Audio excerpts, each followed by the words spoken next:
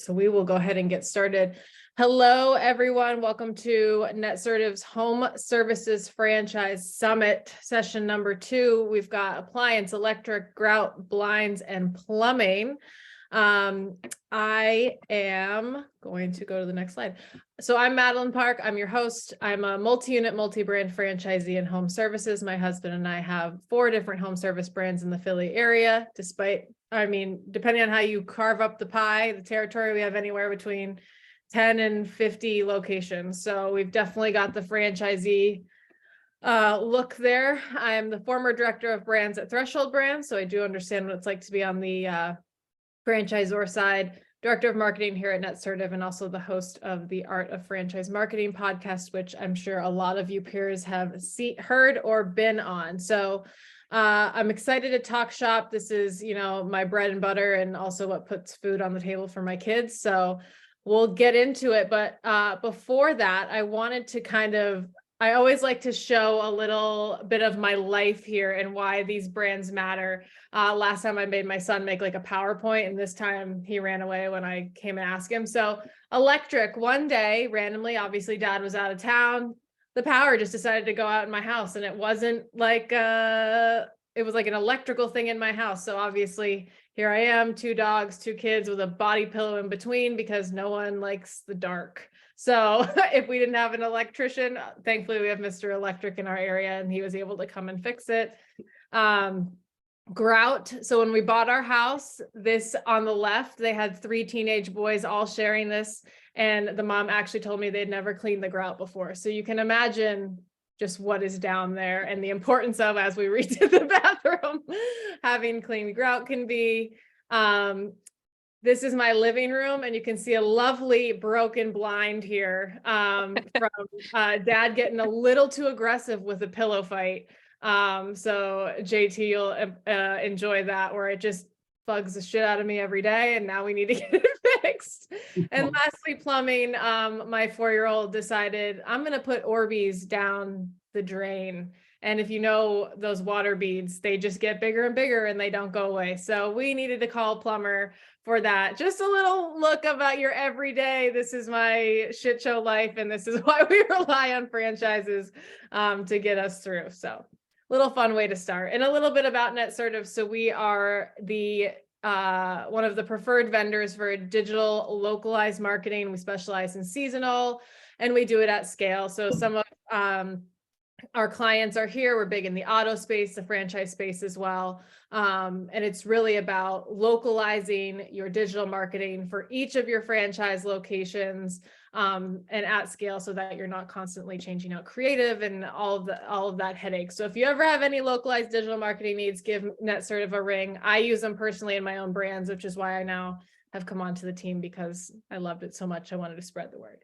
So back to the most important stuff. So we are going to go through our panel. They're going to tell us a little bit about themselves, their brands, and kind of what makes their industry tick, and also some challenges that come up. So Trent, from Mr. Appliance and Mr. Electric, with the best background I've ever seen, take it away. Yeah, so I'm currently coming from, I'm orbiting Earth right now. But anyways, I've been blessed to be at Neighborly for over 7 years now. I am the VP of Development. I oversee Mr. Appliance, Mr. Electric, and our Mr. Rooter brand. Today, we're going to be definitely talking about Appliance and Electric, and just how needed these 2 services are in the home services space. First off, with Mr. Appliance, appliances nowadays are designed to break. Let's face it, they're designed to last about 3 years, and then they break, and you have to get it fixed to just proof. The proof is in the pudding. We had our dishwasher had to get fixed, and our oven had to get fixed, and they're both brand new, less than 3 years old. And let's face it, with the electrical industry, no matter what side of the fence you're on about going green, the electrical industry is here, and it's here to stay. And it's a whole lot more intrusive than just a ceiling fan or a plug. It's smart home automation, it's connected home, it's EV chargers, it's generators, it's solar panels, it's people want upgraded outdoor living spaces. So it is a whole plethora of more than just a ceiling fan and a plug from that standpoint. So these 2 industries right here are really just going to keep getting better and better and more prevalent in everyday life. Some of the, go ahead. I was gonna say that's awesome. And it's interesting you say like no matter, going green or not, because we live in an HOA and they prohibit solar panels. So even if I wanted to go green, the HOA said, nice try. Right, right. Yeah, I don't know why. I mean, they don't look that bad on the roofs, and they pay for themselves. Let's face it. In most houses nowadays, about 95% of all houses, if you are to go buy an EV car, the house has to be upgraded. It needs either a new panel, a sub panel, and those aren't cheap. So not only are you buying a new car, now you've got to have an electrician come out and install it. And so, and even from the standpoint of the businesses needing it, you drive by Buc-ee's in Texas and there's 40 EV chargers sitting outside. Those of you who are from the South, you know what I mean when I say Buc-ee's. So these things are all over the place, and it's just going to be more and more needed everywhere, because they're just needed. Totally. So talk to me about these kind of challenges as well. We obviously benefits, like you said, electric and appliances are not going anywhere. And let me tell you, when my washer or dryer breaks, I want to throw myself through the roof, because that is the worst appliance that can break in my house as of right now. I'd rather lose a fridge than lose my washer dryer. Yes, you're absolutely correct. The best washer and dryer is, if you can find a vintage one from 20 years ago, buy it. Right. It's no electronics. It's just got the knob that makes the noises. Those are the best washers and dryers. But like any of the brands that we're going to talk about today, any of these industries, it's finding the skilled laborers, and I think that's the challenge for anybody. One of the differences between appliance and electric, with appliance, you don't have to have a license. There's training that can take place on how to fix a microwave or a dishwasher. So there's no license needed from that standpoint. With electric, there is a license that's needed, but there is a shortfall in that gap in the skilled trades. So one of the things is to get out in the forefront and get back into these high schools, into these communities, into these tech schools, to be able to teach this trade to the up and coming generation. But that's, whether you're working at McDonald's or the hotel space, or trying to find someone to come work at your 9-round boxing, you're having a hard time finding laborers. So it's not just this industry, it's just all across the board. But that's the biggest thing, is where to go find the right people to bring into your business. Totally. And we'll hear a little bit more from Trent later when we get into our major topics. Trent, thank you. And next up, we've got my girl, Danielle. Listen, I feel like I've known her my whole life. I had one call with her and she was like, damn, franchise development is kicking my ass and I love it. And I was like, yeah, same. So we need to talk. So Danielle, tell us a little bit about you. You're the Chief Franchise Development Officer, not only for the Grout Medic, but for all of Premium Service brands. How'd you get where you are, and what brands do you represent? That's a great question. How did any of us get here, right? But that's a totally discussion for the therapy sessions later. Thanks so much for having me in the Grout Medic. Yes, I am the Chief Development Officer for Premium Service brands. We have 9 franchise brands specializing in home service, repairs, maintenance. The Grout Medic is really what it says. I don't think you realize how much grout is in your home or in a building or in an office complex. So it goes really residential and commercial, that can be saved or cleaned, as you had shown, without necessarily having to go through a complete whole remodel of your bathroom, of your kitchen, of your tile services. So ultimately it's restoration, regrouting, recaulking, protection, anything to bring new life back to your grout and your tile inside of your home. So excited to be here. A little bit about me. I've been in the franchising industry for about 13 years. I started in food, which I tell people is the best and worst place to start. You learn the hard stuff, and getting into home service has been a long trajectory. I started in junk, so that was someone you had on your event, and I ended up here working with Premium Service, trying to help them grow in those categories. What else can I tell you? Family of brands, benefits. Tell me what you want to know, and I can go from there. Yeah. So tell me a little bit more about the other brands that Premium Service offers, and then talk to me about Grout specifically. What are some benefits and challenges of the industry? All right, awesome. So Premium Service, like I said, has 9 brands. We have a plumbing brand that we do a lot of like conversion opportunities with. So that's Ruderman. Our main flagship brand that started Premium Service is 360 Painting. If you haven't heard it, then you haven't heard it. We've got ProLift garage doors. We've got House Doctors, which is a handyman concept. We have Made Right, obviously cleaning of residential and commercial. I check my board over here because sometimes you forget which ones are what. We've got Window Gang. That is a recent acquisition for us. Cleaning, pressure washing. We did have Renew Crew. That's going to roll into the Window Gang. We are known for our acquisitions and growth there. We have Rubbish Works, obviously junk removal, and then Kitchen Wise, Closet Wise is the organization of closets and kitchens with different pantry organizational pieces. So we really focus in on what can we do from a home perspective to make your living situation stronger, better, more comfortable. And then actually it was really kind of vested in the space of how do we leverage that homeowner? If we've made it in through one service, how do we actually optimize that and give them the services that they need? If someone's in cleaning a house from Made Right, sees your grout there, Maddie, and says, hey, I've got a sister brand that can get in there and make that look all nice, new, and pretty, because golly only knows what's in the grout. So some things that are a benefit in this industry, and as you'd asked, what's working well for us is there's a niche there. Like we specialize in the grout. I'm not looking to do lay tile. I'm not looking to extract tile. I'm looking to better what you have and be cognizant of budgets, right? We're all looking at a world that's dealing with recession, not recession, debt ceilings, this, that, the other.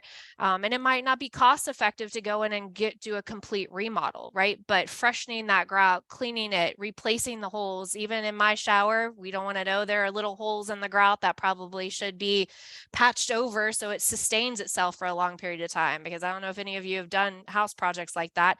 It's not an inexpensive venture. So if I can do something to freshen it up, maybe change the color of the grout from a white to a gray, that's something that we can do as well. So there are benefits to going in there and being a part of the franchise or the homeowners remodeling projects without it costing what it does. Now, challenges is it is niche, right? Like if you don't really know it and you don't really know that, hey, I can clean my grout and I can replace the grout, I can change the color, like I can do something for a lower cost of entry to freshen up my home. That is a challenge. So education to the consumer is something that we're working on as one of those micro brands that's still growing in the world at large. But I think that was the aha for me when I came on to PSB. I'm like, what's the grout medic? Like, I don't understand that. Like, give me a break. But the more you think about it and you really sit back and where do I have tile? Where do I have grout? And I may not be able to see it all of the time, but even in the house flipping business, I don't want to go. That's what you may own franchises, Maddie. I own a couple myself, but we flip some residential houses and I feel like I have to remodel the whole entire bathroom and I don't. I just need to get someone in there to use eco-friendly products to get in there and clean that grout. So the challenge is just education, like anything, but the benefits is it has a great opportunity for growth and a need that people don't realize that they have. Totally. Thank you, Danielle. And you're right. When I bought this house, I was like, why are they don't prep you for like, oh, hey, when you buy a house, clean your grout. Like they don't tell you all of these things. Like Orbeez might go down the drain and you got to call a plumber. So totally true there. And the education part for sure. I know Ron Bender is on this call and he is with Threshold Brands and that's where I was previously. And we have, the home cleaning, the grout, the exterior cleaning, and you're right. Once you get in with that consumer, the idea is that you sell as a whole, but it's a lot harder than it may be we make it out to be. So we'll talk about a little bit more about that later. And also to those listening, and we're going to answer questions on the fly. So feel free to shoot off questions or comments as you see them. And next we've got who you may know. We have his official name, Jonathan, on here, but a lot of you know him as JT. JT, thanks for coming on. He's the CDO for Home Franchise Concepts, and under them is Budget Blinds. JT, thanks for coming on. Thanks, Maddie. Glad to be here. Yeah, just a little bit about our organization. Home Franchise Concepts has currently 11 brands, mostly focused on home services. The largest one is the one I was going to talk about today, which is Budget Blinds. Been around for about 30 years. We also have a company called the Tailored Closet, which does closet, obviously, and entertainment center, that sort of thing inside people's homes and commercial facilities. We've got a company called Premier Garage, which does all the garage flooring and cabinetry. We've got a company called Concrete Craft, which does outdoor decorative concrete, makes ugly concrete look beautiful again, whether it's driveways or patios, whatever that might be. Two Maids is another company that we recently acquired in-home cleaning. Aussie Petmobile, which is the only one that seems a little off. People say, well, what does that have to do with home services? And our past CEO loved dogs, so we knew we were going to have some kind of a pet business. And it really, it goes to the home and delivers a really high-end service to the same people that we do our other products for. Kitchen Tune-Up and Bath Tune-Up are two other brands that we have. And then we've got Advantage Clean and Lightspeed Restoration, which are both a light and a full service restoration businesses that we're building up as well. So a lot going on here at Home Franchise Concepts. I've been here for 20 years. When I started, we had 80 franchisees. Today, we've got 2,700. So it's been a lot of fun for me to be a part of it. I feel like they've done it despite me in some ways, but I love it still every single day. I've been doing franchise development for 31 years. It's all I've ever done since I got out of college. I fell into it completely by accident with a little company called Remax that was starting a real estate franchise business, and I've been doing it ever since. So that's my passion and what I do here. I brought Budget Blinds up today just because it's probably our oldest brand and the one I'm most familiar with because I've been here as it's grown over the years. And there's a lot of really cool things that they bring to the table. Obviously, it's not a fad business. It's something that people need, are always going to need. And so we're certainly there to provide an in-home consultation or a commercial consultation as well, because we do a lot of commercial business to people that need either new or repaired window coverings in their home. We do everything you can think of that goes in, up, and around a window. It's shutters, it's draperies, it's curtains, it's window film, it's outdoor shades, all kinds of those sort of things. And so we go and deliver that service to them. And so it's non-seasonal. You do it year round to be as busy as you want. There's residential and commercial. It's a transformative business, which a lot of ours are, which I really love. It's that, no one's taking, there was someone I was talking to the other day, and they were talking about social media and how do I get leads and doing things like that. And a lot of our businesses kind of simply a before and after or do the trick with what people want today on social media and mobile, right? Like if you have a Peloton bike, everyone's like, here's me 6 months ago, and here's me after I rode 1,000 times. And look at the change, and everyone applauds because you have this lovely transformation. And that's what we do with this business as well, is that, here's our ugly room before, and here it is now when we've got it all finished, and people sort of love that. And I guess the last thing that they bring to the table is really child safety, which is something people don't think about with window coverings. But there's recently been a law passed in the US and Canada that prohibits the sale of corded window coverings because they're a strangulation risk for children. And so we actually are heavily involved in automation, motorization, and can go in and swap out a motor in a traditional blind so that places can be more safe, especially if you look at preschools and Montessori's and things like that may not have a budget to buy all new window coverings, but we can go in and transform what they've got to make it compliant and children safe. So we're really proud about a lot of the work that we're doing on that end as well. Challenges, I was going to mention labor. I think Trent already hit it, but it certainly is an issue with us as well, is that we've got franchisees that have more business than we know what to do with, but it's finding people that can go out and do the sales and do the installation. That's the biggest challenge. I'm actually pretty excited. I've been working on a program for about a year that we'll be rolling out literally next week to our franchisees to help maybe give them a leg up in the recruiting and retention area of the business by giving their associates the opportunity to actually have equity in a franchise of their own down the road. So we're really excited to try to do something a little different there. And then also, I guess the challenge with us simply is our name. It's been around for 30 years. A lot of people know it. We're the one of the largest non-restaurant, non-hotel franchises in the world. But yet, when people see the name, they think cheap. Or low cost, and we even have people that comment like, hey, we want you to come out, but don't park your van in my driveway. I don't want my neighbors to think that I'm cheaping out and doing something on a budget. Where budget when we first started the company 30 years ago really meant just affordable and something for every budget, we've got something for everyone that decided the size, but it's something that we always fight. And so we have to do a lot of work on the marketing side to make sure that we're showing very rich, high-end motorization, automation, different types of products. People realize that we're more than just low-cost blinds, which really is ironic because we do very little in that neighborhood. So those are probably our two big challenges. That's great. And it's interesting you say that, because I mean, I could totally see some people I know saying that. You would think they wouldn't, but it's interesting because people, there is that idea of you don't want to have a price too low because then people think it's cheap. Same kind of thing with your name. But so I own a custom closet business, and we're Closetivity, which is new, and we compete with the California closets and all of that.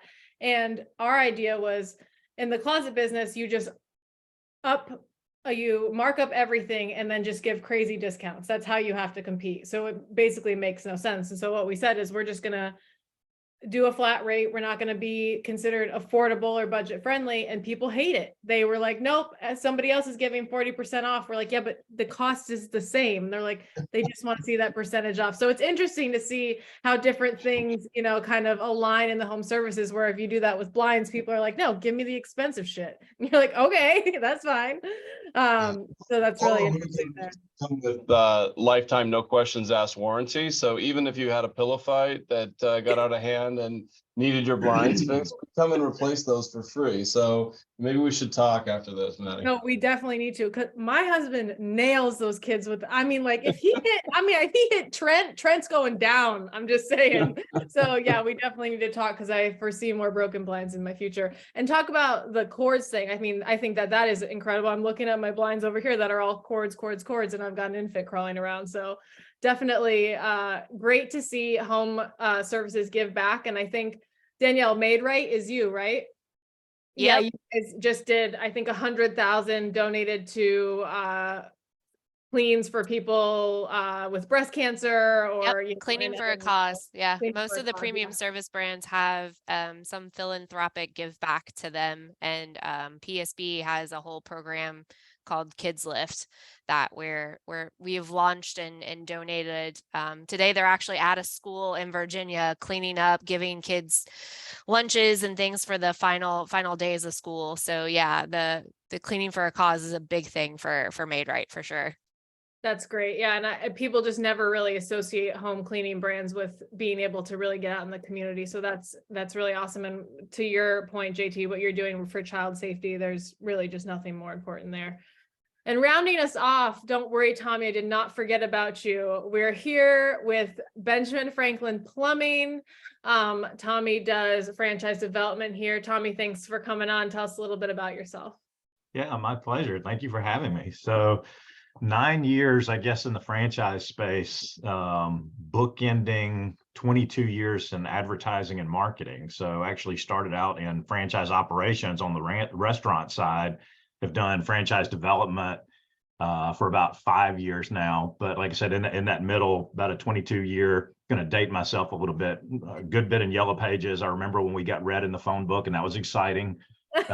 And then that eventually morphed into, we don't sell Yellow Pages anymore. We sell exclusively like SEO, SEM type products. So very similar to what Netsertive did. So no, excited to be here. So I do Benjamin Franklin Plumbing for the entire United States. So Benjamin Franklin is part of Authority Brands, if you've ever heard that name before. 16 home service concepts currently in our portfolio. If you forced me to name all 16, I think I would fail massively. But some of the I bigger, won't make you do it. Yeah, some of the bigger brand names in there that you guys have heard of that are in this home service or trade space would be 1 Hour Heating and Air, Mr. Sparky Electric, which we run. Also with Ben Franklin, you see a lot of our guys own 2 or 3 branded entities, because essentially the entire franchise is the same. The infrastructure, the back house is all the same. So you'll see a lot of tri-branded guys in this system. We have a restoration company called Dry Medic, which works great with Benjamin Franklin Plumbing. Tons of cross business there. Some things like Color World, which is painting, junk luggers, junk removal, Monster Tree, America's Swimming Pool. Those are some of the ones that just kind of come to mind. But plumbing, it is a phenomenal business to be in right now. Trent kind of hit the nail on the head with a couple of things. You know, with the electric business, it's a similar type deal. There's more business out there than you can physically get to. It's just a matter of building the team, you know, that can scale it. If you guys have called a plumber lately, what you're typically going to hear is, hey, I can't get out there till next week. You know, it'll be 5 days, 6 days, and then good luck if they show up, right? And then when they do show up, they don't have the part on the truck. They got to order the part. They come back a week later, and it's generally not a pleasant experience. So for a company that can come in and essentially, you know, I say you're building a customer service organization that really just happens to do plumbing. There's really no limit to the upside on these things. The big question I always get is, well, don't you have to be a plumber to own a plumbing business? Isn't there some type of trade or technical aspect of that? Absolutely not. You know, a good number of our first quartile franchisees are entrepreneurs. They're team builders. So we will hire out the trade aspects. We will help them, you know, with the licensing aspect of the business. So it's something we certainly have to address, but it's something that's, you know, part of the franchise model. But Ben Franklin, just residential and light commercial, full service plumber. So we'll do any type of service repair and install. We'll do things like whole home water filtration systems, sewer repair and replacement. You know, we'll get into whole home repipes, remodel type projects. So pretty much any type of plumbing needs that someone would have in that light commercial or residential space. It's the line I use is, you know, plumbing is always going to break. People are always going to live in houses, and Amazon's not coming to fix it. So it's just an industry where if you're looking for a stable investment, you know, we blew through the COVID year, still growing, you know, no impact there. You're talking about a business that doesn't have seasonality. You're talking about something that, you know, has no outbound really sales or cold calling, right? It's a lot of direct to consumer marketing. You're talking about something that has no accounts receivable because you collect, you know, payment at time of service. So people say, man, all this sounds great. Like, what's the downside? I'm like, you own a plumbing business, right? So there's nothing sexy about it until you look at the P&L, and then you're all smiles, right? So that's kind of Ben Franklin, but about 276 locations coast to coast, and challenges really is just personnel, like Trent talked about. You know, I've got every franchise in the system probably would tell you I could put another truck or two on the street. It's just a matter of grooming the technicians, hiring the technicians, and getting them up and running. And there's a lot of opportunity there. I'll share one thing that I just saw recently. So, you know, a lot of things now, I think when we all went to college, it was unique, right? Because it was a small percentage of people that went to college. Everybody goes to college nowadays. So it's almost like having a college degree is the equivalent of what it was having a high school degree if you go back to the 1980s, right? So a lot of these kids are coming out of college, $70,000, $80,000, $100,000 in debt and having a hard time finding a job. Whereas you could go into the trades business, come out, you know, with a $50,000 job day one and making six figures in the trades business relatively quick with no debt. So it's like, how do you get that message across? And Trent talked about that, getting involved in the high schools and getting involved in the trades and things like that. So tremendous challenge, but also I think a tremendous opportunity for all of these trades businesses. Yeah, that's great. And I think, you know, a call back to your point of you're a customer service organization that happens to do plumbing. I think Yep. that's a great way to put it, because you're right. It's typically not a good experience when you're dealing with home services, whether it's, you know, plumbing, which is like The worst. I always You get can say it, the worst. on these webinars, but like some people say they can't do blood, some people can't do spit. Like I can't do poop. I can't do it. And I have 3 kids. So if there's a plumbing problem, you know, I'm probably in the backyard, like throwing up, like screaming my head off. So it's so true that when you find a company that does a good job and has a great customer service aspect and just understands the problem, what you're going through, how to solve it, and has it all automated, of course, you're going to want to go back to them and want to refer them out as well. So that is incredible. And that leads us perfectly into kind of our major discussion topic is, you know, we're dominating the home services market. And first I want to give an appreciation shout out to all of you guys, because for our listeners, all of these brands compete in probably all of their industries. So for them to come on and share kind of trade secrets and what's going on, that's really what makes the franchise so great. So I appreciate you all from coming on. So from a local level, service to consumer, and JT, I'm going to start with you because you mentioned, constantly having to, I don't want to say evolve the brand, but because your brand is such a legacy, constantly having to recommunicate your brand, how are you doing that? And how are you making sure that that stays prominent year after year so that you guys don't get caught in the competition kind of, mumbo jumbo, or start to take on, a stigma you don't want because budget right now is not associating well with what consumers might be looking for? Yeah, that's a great question. And my easy answer would be is because we have an amazing, 35 people on our marketing team here that know what they're doing. And they do a great job of making sure that we're constantly reinventing ourselves and making sure that we're adding value to what we're reaching out to the customers with. And so I think a lot of it is just showing our width and breadth of services and products that we provide, and explaining why everything from that warranty, the no questions asked warranty I talked about, to the service that we're going to provide to the customer is top of the line.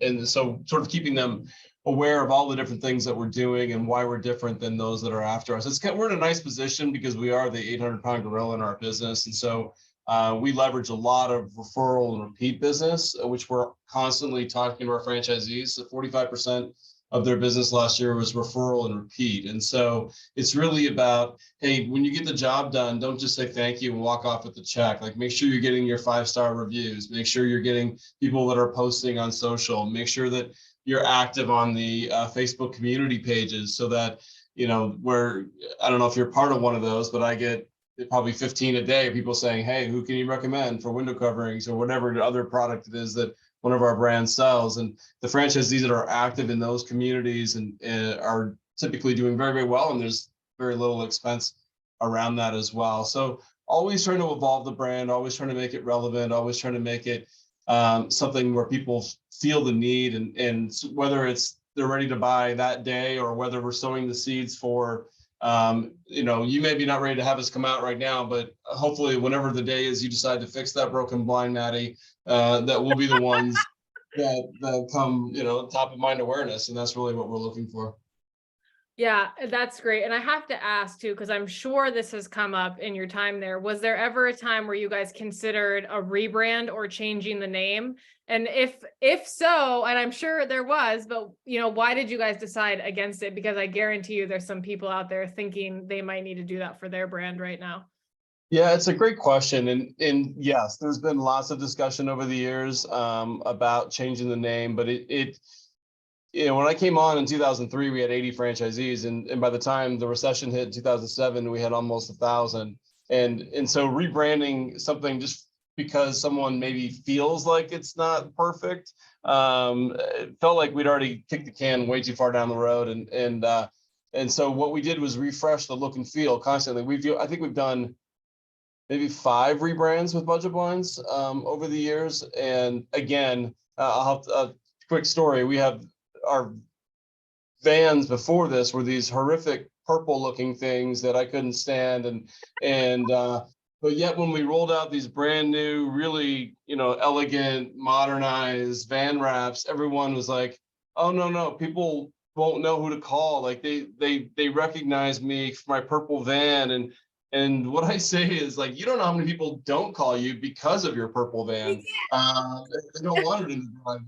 Right? And so you have to trust that we know what we're doing, and you didn't become a franchisee to sit there and solve every marketing or brand decision. You have to trust us to do that, and we've done it for almost all of our brands over the last few years as well. So, but it's never fun. It's expensive. It's challenging. It's hard to get buy-in, but if you have trust with your franchisees, it all comes down to trust. And if they trust that you have their best interest at heart and that this is going to do something that's going to serve them better over the year, it makes all of that a lot easier.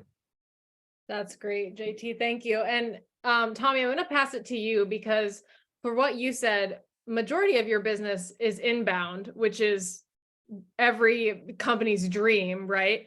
Right. So how do you coach on that so that you probably have a much different marketing plan than most brands, because you're not having to, like for my pest control, we're spending $40,000 in April no matter what, right? Just because it has to, it's all outbound. So how are you coaching to that kind of marketing spend and getting those franchisees that understand that you still have to market, even though plumbing is a very constantly needed, you're getting inbound, to make sure that, to JT's point, when they need you, they're thinking Benjamin Franklin plumbing and not, you know, who did my neighbor use, that sort of thing. Yeah, definitely. Great question. So it's kind of a multifaceted approach. You know, the average consumer doesn't have a plumber because it's something that happens really once every third year, right? So traditionally what people will do, they'll go to some form of social media, they'll Google, you know, plumber or the type of service that they're looking for. And so then the challenge becomes, how do you differentiate, right? So there's brands that everybody's heard of. There's, you know, Rooter Man, there's A Rooter Man, there's, you know, Rotor Rooter, there's Rescue Rooters, Mr. Rooter, so they're all in there, right? So one of the things is the brand with Ben Franklin. Whoever thought of this brand was genius. People say, well, Ben Franklin, what was he, a plumber? I didn't know he was a plumber. No, he was actually famous for the saying, time is money. And so consumer studies show the number one pain point that people have when they hire these types of companies is time. It's that whole, you know, you guys told me you were going to be here between 8 and 12. I took off from work. It's 2 o'clock. Nobody's here. And everybody's it's got that horror story, right? So they built the brand Benjamin Franklin, the punctual plumber. If there's any delay, it's you we pay. And so we guarantee you will be on time for our service call. If we're not, we're going to refund you $5 for every minute that we're late, up to a $300 maximum. So I tell people, and you know, in a world where there's a lot of nomenclature around Rooter, you can't mistake Ben Franklin. It sticks out like a sore thumb. I mean, it's like a picture of Ben Franklin on the side of a blue van driving around town. I had somebody that they said, "Oh, I see you guys in Riverside." I'm like, "We got a 1-truck franchise in Riverside." So you literally have seen the 1 truck, but it sticks out, right? So it, you know, they do a great job at point of sale, but then, you know, beyond that, it's about capturing the repeat customer, to your point. So how do they call you back? So 2 ways we tackle that. One would be through what we call club memberships. So essentially it's the Benjamin Franklin Society, where for, you know, X dollars a month, you join the club. We come out once a year. We do whole home inspections. We flush the water heaters. When you do need service, there's discount structures, there's schedule prioritization. It allows us to build some stickiness. It also allows us to get into the homes and maybe head off, you know, catastrophic problems that may be coming. So through the society, and then a lot through private label products. So for example, one that's really popular right now is we do a whole home water filtration system in conjunction with Brita. It goes into the home as Ben Franklin label. We come out, we swap the cartridges out, right? So you start to build a relationship with that customer, and you'll see franchises do significant amounts of repeat business. So I think it's a multifaceted approach as to kind of how the marketing is attacked. I think that's great. And the fact that you have a membership kind of based model for plumbing is great. And I'm sure a lot of our listeners are going, why the hell didn't I think of that? Because you think membership, you think Cycle Bar, you think, you know, Planet Fitness, but, you know, you can produce that recurring revenue and boost that, you know, lifetime value of a client. And also you've kind of looped them in and have now made those members, you know, you are the plumbing guy. Because you're right, I don't have a plumbing guy. I should, with my fear of poop, but I don't. So, you know, that's really great. And now Trent, because with you and both brands, because you've got both an outbound and inbound strategy, you know, talk to us about, and this is why I love talking to the development people, because they can go consumer to development like in the flip of a switch, which is great. So talk to me about how you guys market to cross sell, because I'm sure you've got some multi-brand owners, you've got owners that have, you know, I own a Mr. Electric and so owns a Mr. Appliance. So how do you guys coach to that? Because those two really do go hand in hand. Yeah, so, you know, we here at Neighborly, you know, we've got 32 total brands. We've got 19 different service verticals. So we have, you know, 5,800 franchise owners, and we do have a ton of multi-concept owners. And so we've broken everything down into an enhanced cluster, a maintained cluster, and a repair cluster. And so we've really seen a surgence in either electric, HVAC, plumbing, appliance, I can't remember what else is in the repair cluster, Handyman, you know, those brands really all go very well together. So when we are speaking to these candidates, you know, we can mention, hey, not only do we not have a Mr. Rooter and Mr. Handyman and Mr. Appliance in this area, this is a chance for you to come in and get a Mr. Electric in year and a half down the road, add a Mr. Appliance on. You know, it's the same operational software. The marketing doesn't change just a whole heck of a lot. I mean, all of us on this phone call and our parent companies, we all want to keep those customers in-house. I mean, that's nothing is changing there. You know, obviously, if there's not a Mr. Rooter in an area that there's a Ben Franklin, maybe they're going to call it Ben Franklin and we're fine with that, you know, and vice versa. You know, but at the end of the day, once we have that customer in-house, we want to keep that customer. So the more that we can, you know, get that out, and we've got a good franchise owner that owns a Mr. Electric, why would we not want him to not own a Mr. Appliance or a Mr. Handyman or a Mr. Rooter? It just helps us out in the long run. And say, you know, there's Maddie and she was able to do that. Now she owns Mr. Appliance and Mr. Electric because, and this is getting like real into the weeds, but obviously they're two separate organizations, but are they able to, because they're both under Neighborly, you know, work well together? You know, I have two different brands, but I want to, you know, lead share between my two, or I want to cross sell. Talk to me a little bit about how you talk through a candidate that you want to expand to that point. Yeah, so Neighborly as a whole, we have over 12 million customers throughout the entire United States. So one thing that we really do in our Neighborly hubs in these markets is, you know, we have a way to share customers between all of our brands. So not just different clusters, but our Molly Maid and Grounds Guys and Junk King and Lawn Pride, they can all share customers with everybody. And we've done a wonderful job over the last couple of years in developing this Neighborly hub, these Neighborly markets, of getting the owners together. So not just taking care of it from a corporate standpoint, but getting the owners together in, let's say, Raleigh, Durham, or Huntsville, Alabama, or Dallas, to where they now know each other. Their service professionals know each other. So just like Tommy was saying, when a Mr. Rooter goes into a house and they see the ceiling fan wobbly, they can say, hey, I know Steve, and he's a service professional for Mr. Electric. Would you like me to give you his cell phone number? Or, hey, I can schedule Mr. Electric to come out to your house. So it is very, you know, cross-sectional from that standpoint on how we are getting the different owners to interact together. And it just is that much more prevalent if we have someone that owns, let's say, 3 of our brands. AirServe, Mr. Electric, Mr. Rooter, because then they're all in the same team meetings. They're all at the same office. So absolutely. I love that you bring that up, because I think a lot of single brands, or even some that have just a couple brands, try to keep their regional peer groups brand specific, but to get, you know, the whole Neighborly community together, I think is really impressive, because not only does it execute on what we preach on, you know, get in your community, get a referral thing going, you know, but also being able to kind of keep it in-house, if you will, as well. So definitely a great tip out there. And Danielle, miss, I did not forget about you. No, you're fine. Like, you're gonna all the same things. All the same things. So I know you come from a big umbrella brand, and we've got the Grout Medic. Now, when it comes to franchise development, are you guys going for your primary marketing? Are you going brand specific, or are you going premium service brands and then having your salespeople filter them where they see fit? So currently we are brand specific. Historically, it was survival of the fittest, right? It's like he comes in, and if they want this, you offer this. If you want that, you offer that. What we have provided for our teams is really to be able to speak to a candidate about the brand that they're interested in. If it's not available or a neighboring territory isn't available, we give them the option to say, hey, introduce another brand. And we build a really strong team here. So we pass that off, because everyone's going to be taken care of no matter what, but send it to the brand expert. They know anything and everything about the Grout Medic. They know anything and everything about ProLift. Kind of like the others had said, we kind of divide it up, that there are brands that complement each other well in the premium service brands category.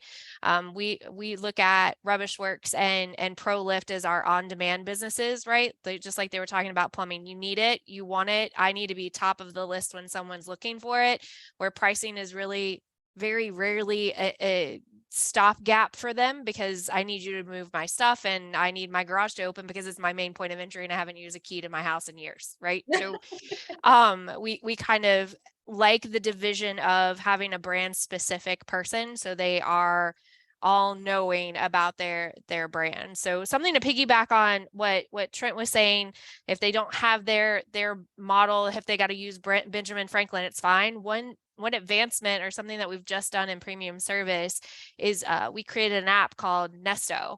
So anyone that uses a premium service brand and they log their receipts or they get into the Nesto app, and it becomes a points kind of thing, that even if they go use a Benjamin Franklin versus one of our plumbing brand or something else, they can scan their receipt and earn points to discounted services through the premium service brands. Like, you had made an accurate assessment here. We're all in a competing environment, but some do really great things and some do new things. So it's nice to show how we can share that information together. But we're helping our customers that if they can't have one of our brands provide a service and they need a sister company of some sort out there to provide that service, we want to give them the opportunity to come back to us, even like say Made Right, reoccurring revenue. Everybody loves that. Hey, maybe I don't have someone else to do the grout here. Maybe you find some other brand to do it for you. Scan that receipt, get points to discounts on your Made service through Made Right. So there's a lot of ways that we want to incentivize that homeowner or that business owner to use our services or use others and get points towards our services going down the path. But we like the brand specific space, to your question, to really kind of make sure that you have the resident expert on par all the time. That's great. And you said the app was called Nesto? Nesto. Yep. Oh, cool. And Trent, the amount of times that I've literally trying to compete against Neighborly, how many times have been like, they took the best effing name, Neighborly, but Nesto, that's good. I like that as well. That is a good one. In fact, I'm Googling it right now. So there we go. We wanted a different name, but it had been trademarked for years and there was no way we were buying it, like super expensive to get it. And we're like, Nesto's the next best thing, but it works. So we're excited about it. The amount of times I've tried to come up with a cool, neighborhood house service name, is just unbelievable. Anyway, so and you're in marketing, that shouldn't be that hard. Marketing, yeah. I had to learn trademarking from the ground up real quick. JT, you mentioned how before and afters are really the bread and butter for marketing, and I couldn't agree more. People just want to see messy to clean. It's not only does it show how well you guys do, but it's also just satisfying for the customer. Now, we notoriously have issues with being able to automate that, because you've got the tech that's doing it, you've got the franchise owner that's busy, the franchisor is always asking for photos. So how do you guys tackle that so that you can make it consistent? You can show before and after, this is what we do, this is what's going to drive the marketing. Do you have any tips for making sure that you're consistently getting that content from franchisees, or that the franchisees are at least consistently implementing it themselves? Yeah, it's a good question. And I'm glad we have marketing people to deal with that, because it would drive me crazy, to be honest. But we try to automate as much of it as we can we actually do a lot of our own photo shoots. I think my kitchen has been viewed 7 million times on Facebook because they use it for all kinds of different photo shoots that they've done, so that we have got consistent materials that we can push back to the franchisees. So they've got, here's what we're promoting child safety this month. And so here's 11 different before and after pictures and things that you can do to talk about. So feeding all those posts to the franchisees so they can use them, but then also giving them some guardrails to use and some very simple tools to go ahead and do things for themselves. So using outside vendors like Canva, we've got a special relationship with a photography group that will literally show up and take pictures for you professionally, so that you're not getting those people that are still using a iPhone 3 to take these fuzzy pictures, and they make they don't realize that they're actually doing more damage than good by posting some of those things up too. So just a lot of training, a lot of support, sort of plug and play as best we can, and a little bit of monitoring. Every now and then we've got to say, hey, thanks for posting something. Let's talk about how we can maybe do that a little bit better going forward. I mean, when they try to change your colors to orange just because they think it looks better. I love the ones when they post the picture of the radical van wrap that they designed themselves, and all their friends hand clap, and then we have to send them a letter saying, You need to take that orange one down. It's not one of our. Don't make me come out there. Yeah. Thanks for Oh, telling me. I love that.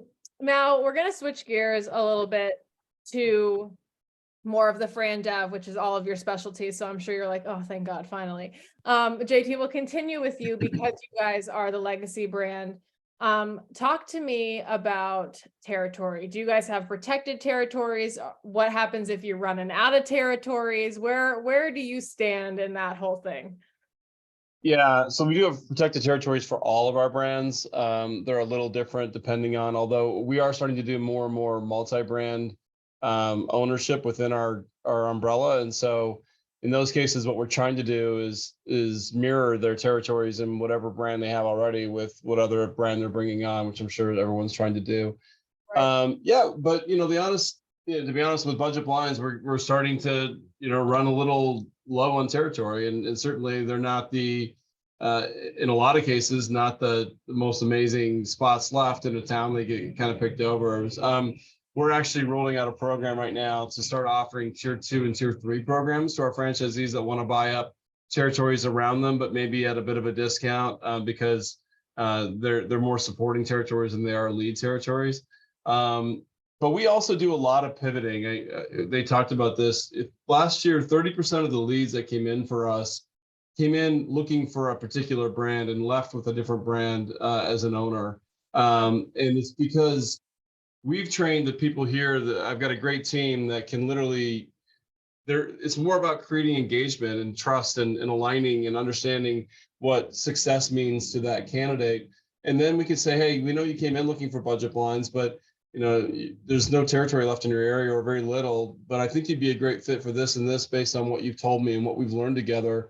And a lot of times they're like, yeah, I love what you guys are doing here, and I'll take whatever it is that you've got and go do that. And so I think as you run out of territories, that becomes a challenge. Then in some cases, then being able to easily pivot that person over to another brand will help still make your spend on marketing viable, so that you're not just blowing a ton of money on leads that you can't do anything with.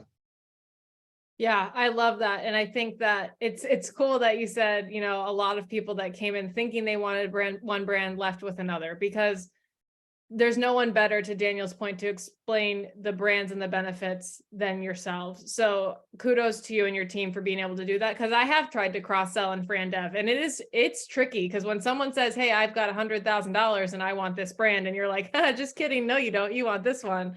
That's a lot of convincing for an otherwise already very complicated sales pipeline. Now, Tommy, you talked about plumbing being not sexy. Talk to me about Fran Dev and how you get people to buy a plumbing franchise outside of the fact that, yes, the recurring revenue is there. I think we can all agree to that. But there has to be some barrier of entry where, yes, you don't have to become a plumber, but I guarantee you, if I opened a plumbing franchise, it would all go to hell, because half the time I turn on the hot water when it's supposed to be the cold water. So talk to me about how your team makes such a non-sexy franchise sexy. Yeah, I mean, so I attack it from a couple of different angles. First of all, it's like, there's these check boxes that most people are looking for when they're looking for an investment or a business, right?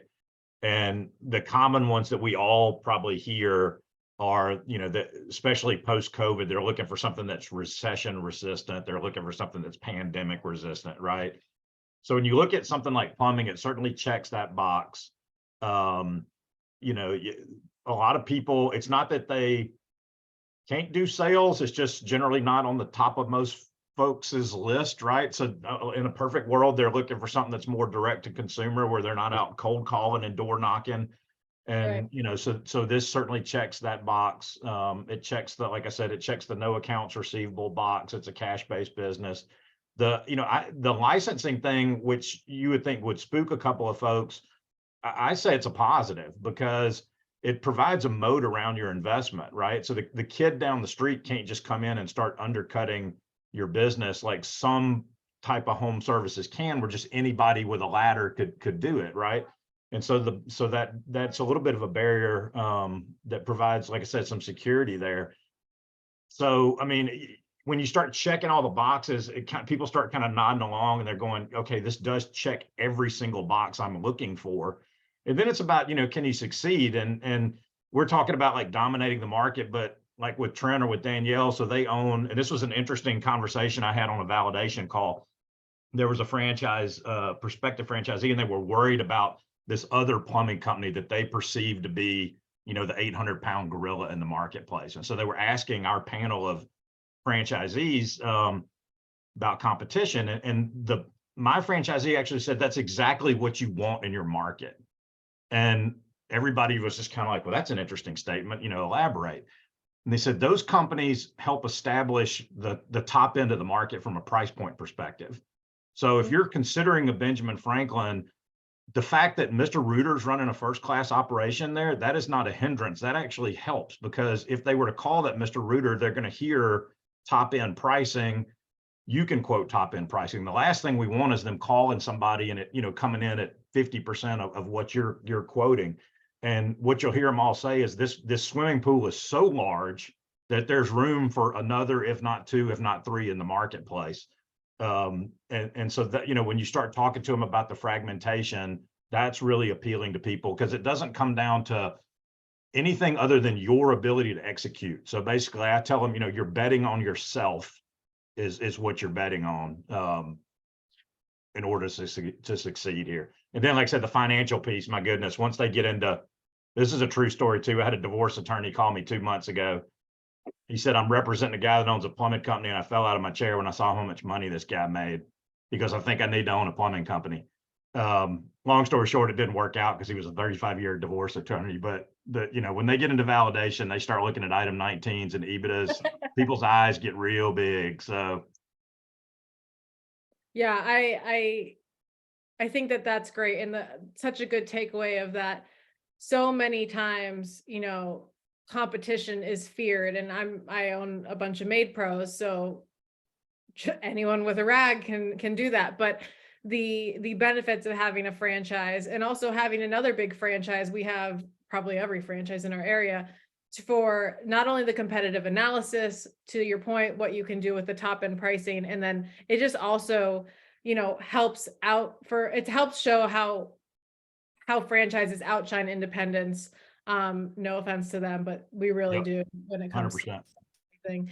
Now, Trent, we've kind of talked about, the right candidate territory, selling kind of these non-sexy businesses. Now, talk to me about goal setting, because you've got 2 brands under you. You've got Neighborly, you've got A Million Brands, you've got clusters. I talk to a lot of brands when they're doing Fran Dev, and they see the potential in the home services industry, and they say, I want to sell 50, I'm going to sell 100. And then they don't hit the goal, and they think they're failing, or they see IFPG and everyone's selling multi-packs and this and that. And it's just, I always hear, what am I not doing? What is the thing I'm not doing? And we all know on this call that there is no silver bullet. But talk to me about how, you kind of create goal setting for each of your brands that are realistic, but also continue to grow the brand, adequately. I think at the end of the day, we're all leaders in our industry and what we do, but it's also about helping the people underneath us reach their goals. It comes down to the great Zig Ziglar. The more you help people reach their goal, the more you help people reach their goals, the more they're going to help you reach their goals. And it's the same when you look at it from a Mr. Electric, Mr. Appliance standpoint as well. I've had several, very successful years where I sold, 28, 29, 30, 31 Mr. Electrics. And, I had one year when I sold 16. It's not like I did anything different. If you approach everything from a standpoint that I'm going to help people reach their goals, I think you can really set that bar extremely high, because it takes the focus off, hey, I've got to sell this, to, hey, what do I need to do to help you reach your goals? And if we take the great, Stephen Covey, one of his 7 habits of highly effective people, habit 2 is begin with the end in mind. And I think that's very, very important. If we begin with, hey, where do you want to be at the end of the year? It lets us know where we need to start. Yeah, that's such a great point. And I like that you made a call out to some years are better than others. And I didn't necessarily do anything different. And that's the thing about Fran Dev, is is it really doesn't change in terms of where you're getting your leads. Sure, the volume is going to change depending on, you know, the economy, the politics, but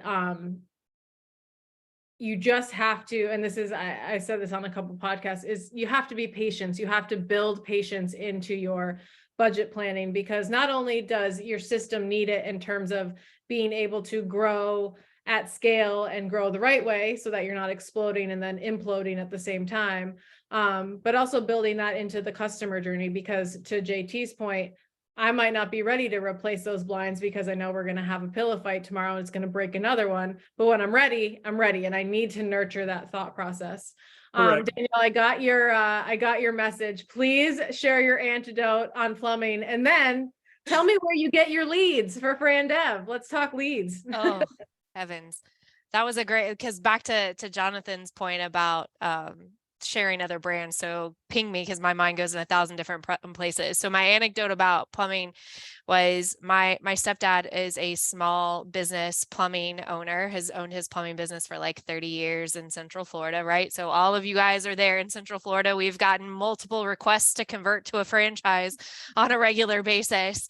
But he is a full-time firefighter. And so he does plumbing part-time, and the level of income he brings into his plumbing business in Central Florida part-time is triple what his salary is for being a full-time firefighter for 35 plus years. So it definitely, I love the plumbing industry, because yeah, there may be a barrier to entry, but to your same point, there's always a demand. And then secondarily, people think it's a lot of poop, right? But it's really technically, they do more in hot water heater replacement, repipes, and those are the things that really kind of add to that top line and bottom line for a plumber. So it's less poopy, more other. But I love the plumbing industry. I think it's an amazing opportunity whenever you can get in to do something like that, because I'm with the team here. It's a nonstop, it's never going away, and as long as we're humans and we eat, there will be plumbing. So leads on FranDev right now, I love the ability to, yes, introduce a different brand within premium service, but most of our brands are really micro emerging in that lower, less than 100 locations, sometimes less than 50 operating locations in some of our brands. So there is open availability. A lot of our strategy for lead generation is really contingent on the broker community. We're in most networks.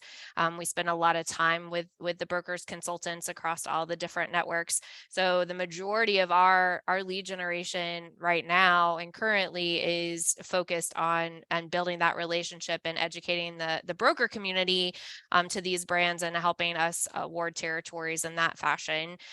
We are in the process of shifting that, because I am a big fan of own your organic growth and be able to generate those leads so that I can do what JT does over there, is introduce other options to them without necessarily having to make sure I'm taking care of the whole lot, right? So it's a relationship building perspective from an organic space, where on the broker side, if I go and shift something, I have a lot of other dominoes that might fall if I'm not paying attention to how that works, or my team's not paying attention to how that works. So 80% of our leads are coming through broker relationships and building that community there. That's great. What about you, Trent? So it's about the same. We're about 50% brokers, and the other half, just the plain old portals, organic searches, email blast. We're trying to really get big into neighbors like you. So we're reaching out to our current franchise owners in certain areas where we don't have 5 or 6 of our brands, saying, hey, who do you know that would make a good business owner? And so we're getting internal referrals from current franchise owners and getting some great leads in those areas as well. So that's one of the biggest ways, one of the biggest pushes that Neighborly is having, but it's the same for all of us. It's brokers, it's organic, it's portals, and reaching out to find the right people for this business. That's great. And what about you over there at Authority, Tommy? Similar. So one thing with Authority and Neighborly, I guess if one of us has a good idea, the other one's going to copy it, right? So it's kind of almost ditto what Trent said. Great. Anything different, JT? The only thing really that's different is that we've been doing a really robust referral program for years, where we'll actually pay the franchisees a significant amount of money, and I take them and and I take all the franchisees that refer somebody that year on to the Four Seasons in Mexico or Costa Rica or something like that to celebrate our referral success together. So I'll take about 40 couples every year on a trip that's nothing but just having fun and saying thank you. And it's by far, the best source of leads that we have are from our franchisee base and the referral programs as well. We work with brokers and organic and Facebook and everything else. But if you don't have a tangible referral program that's got enough of incentive for someone to be willing to pick up the phone and call in the lead and actually put their reputation on the line with a friend or a family member, then you should probably think about doing that, in my opinion. So what brand do I have to buy so I get to go to Costa Rica with you, JT? Let's go. You can refer someone that buys any one of our brand, regardless of which brand you're in, and you still get that. So I'm in. I'm sold all the way. And Tommy, just to give you another callback is, there's a lot of people out there that say, oh, I don't want to work with brokers. They're too expensive. I don't want to cut, $30,000 check. But in reality, they do produce very quality candidates. So what do you say to the brands that are maybe nervous to go forward with the brokers, but at the same time are, really looking to up their location numbers? So brokers don't bring me bad leads, right? So yes, we do pay a significant commission on that, but I don't do the math on it. Somebody above me does the math on it, but I can't imagine it's not cost effective. When you look at the amount that we pay per lead to generate through portals or through, organic traffic and how low those conversions are, sometimes the Google stuff can come in like under 1%, right? Yeah. Whereas brokers generally are bringing you qualified leads. They've already presented the brand. They've had some conversations around, expectations of the brand. And I know we close those at a fairly significant, clip. So, I think if you're not engaging with that broker community, you're missing the boat. We certainly close web-based leads. We certainly close conversions, but the majority of my leads that I close come from brokers. And that's in plumbing, right? Which in theory should be one of the harder ones to do through brokers. But we close more brokers than we close anything else. That's great insight. And I think it's true. And for our listeners out there, you've heard all four of these, major umbrella brands saying you have to interact with brokers. It's not enough just to be on there, because you have to realize that they have a portfolio of brands to sell. So while there's a lot of networks, you're not legally allowed to wine and dine them. You need to create relationships so that they remember you. They know why your brand is great. And it does take a lot of work. I think, you probably see reps from all of these brands out there talking with the brokers, meeting them, flying out, doing the dinners, doing the conventions and all the meetups, because that's a way to really work the network.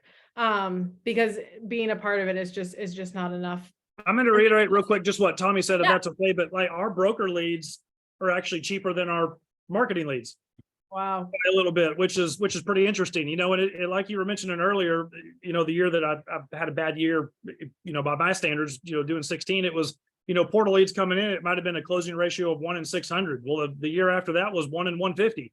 The year after that was 1 in 400. It's not an exact science, but when you get 7, 8, 9 candidates from a broker, that those 7, 8, 9 candidates are serious, if not about your brand, but about 2 or 3 brands. So your chance of getting a wonderful candidate from a broker is a lot higher than an email blast from a portal. Not saying portals are bad, just saying the candidates that you get from brokers are serious and have gone through a series of phone calls to prove that they're serious and want to have those conversations. And I look at it from an extension of yourself, right? Because it's not just who they have as a candidate, it's who they're also talking to in the market. And we all know there's a lot of brokers, consultants that own a lot of different franchise businesses. So if you educate them enough to get them excited in and around it, you're just building market share and notoriety for what you have to continue to grow that in the future. So being able to create that rapport and those relationships and educate them to systems that they might not have known existed is night and day difference on how many they send and what your closure rates look like. And I think that that's a good focus is, focusing on the closing rates, because a lot of the times you see the sales team that get nervous when the pipeline is thinning out. And it doesn't matter if it's thinning out with 100 broker leads or it's thinning out with 100 trade show drop in your business card leads. They see less people to call and they get nervous. So, really talking through and looking at the numbers, as we always say, go to the data, and realizing that, if you're peeling back from a huge Google and portal spend, are those brokers, is it leveling out? Is a really good point. And, we're coming up on time soon, and I want to give everyone enough time to do this. And I always like to surprise people with these questions because I think it means more when it's off the cuff. So Trent, we're going to start with you. So, and it's not hard. It's just, I ask it and people are like, Maddie, come on. But if you had one piece of advice to give to a franchisee, what would it be? And if you had a piece of advice to give to a franchisor, what would that be? First off, to the franchisees, follow the systems. There's probably no franchisee out there that follows 100% of the systems. Let's be real here. But, it's like if I wanted to lose weight and I went to someone that says, hey, I want to get in shape and lose weight, and they give me this workout plan on how I need to eat, and I don't work out, that's my own fault. Exactly. I'm guilty of that as well. Follow the systems. The reason you're getting into a franchise system is because all of our systems have been proven successful time and time and time again. That's the key. You just got to implement the systems. And as a franchisor, I think it's good to reach out to the franchise owners and figure out, hey, what's working, what's not working, what can we as an organization do better to help serve you? Because at the end of the day, with all of our businesses, we're only successful if our franchise owners are successful. So if we can figure out what maybe some of our shortcomings are from a corporate standpoint, I think our franchisees will be just that much better off. That's great. Look at you. No pause. All right, Danielle, your turn. You're giving me a mic. This is dangerous. Go. So, same question. Piece of advice for a franchisee and a piece of advice for a franchisor. Oh, well, Trent stole the classic follow the system. Piece of advice for a franchisee, leverage your relationships. You joined a franchise system, not just to follow it, but to have other people that have been there, done that, seek the advice. There's never a dumb question. So always ask questions and seek the counsel of those that are in your system. It's meant to be that partnership. Piece of advice that I give franchisors and their teams, do a well check. It not about the business, not about the things, just reach out to your franchise owners and just ask how they're doing today. On the flip side, ask your team members. I ask our CEO every week, how are you? I don't care about all of the other things. How are you? Because I'm pretty sure no one's checking in with you to make sure your blood pressure is okay, that life is good, all of the things, because we're humans first, right? So we have to do those well checks to make sure everybody is okay. And then we can talk business, right? Like if something's going on personally, it's going to impact your business. So be okay to do a well check, because that's something that everybody wants a little touch point with. And I think that that's so great, Danielle. And we do get a lot of support in the franchise family, but it's always a good reminder that we're, Z's or supplier, you're a franchisee or a person first. And that, yesterday, usually you guys see me bugging you all over LinkedIn, and I woke up and I was like, I just don't have it today. I'm tired. I don't want to open my phone. And it takes a lot to be like, that's okay. Like, you don't have to bug people. You don't have to answer all the emails all at once every day. So, making sure that there's a good balance there is a great thing to, practice what you preach as well. Tommy, what about you? Piece of advice for a franchisee and a franchisor?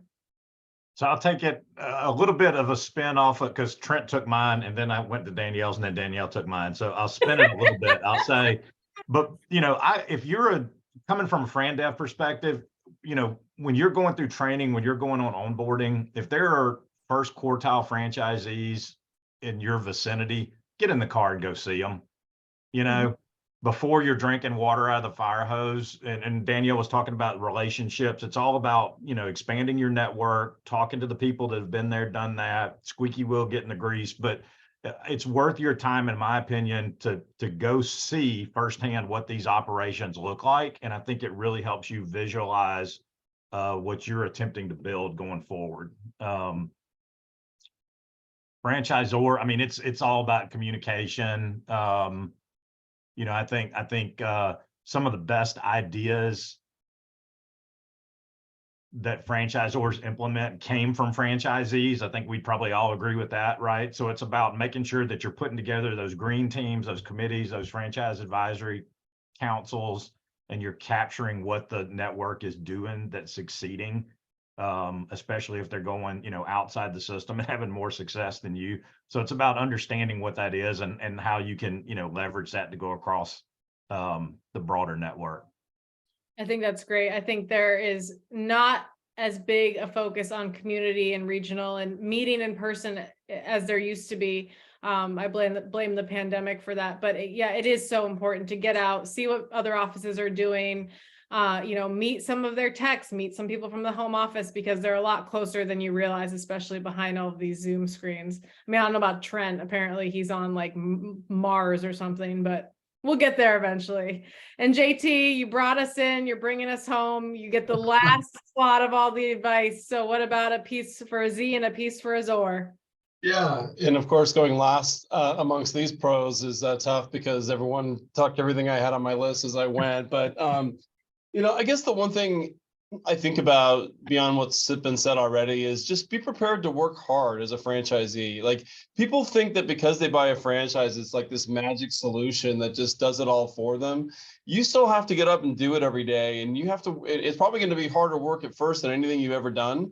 It'll feel better because you're doing it for yourself. There's a purpose at the end of it. But don't think that just because you're buying a franchise, this is going to be, the easy road. Certainly we make it easier, but you're going to have tough days. You're going to have to pull yourself up by the bootstraps. You're going to need mentors to work with, and they call it building a business for a reason. I feel like I don't know where these people get some stuff. Like you ever see if you go on social media, it looks like everyone's on vacation except you.